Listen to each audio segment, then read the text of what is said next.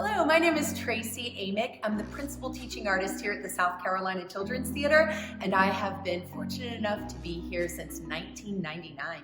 We have a variety of classes here. In these classes, students are exposed to common terminology and concepts, and also allows them the ability to start to know how wonderful it is to work together to tell a story.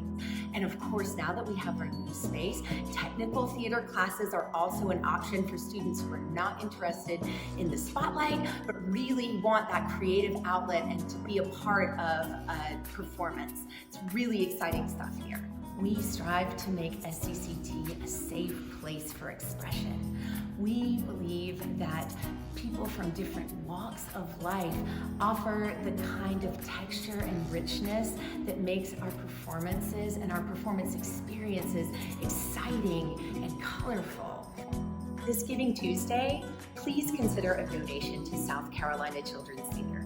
It's because of donors like you that we can continue providing the year-round education that empowers and celebrates young people in our community.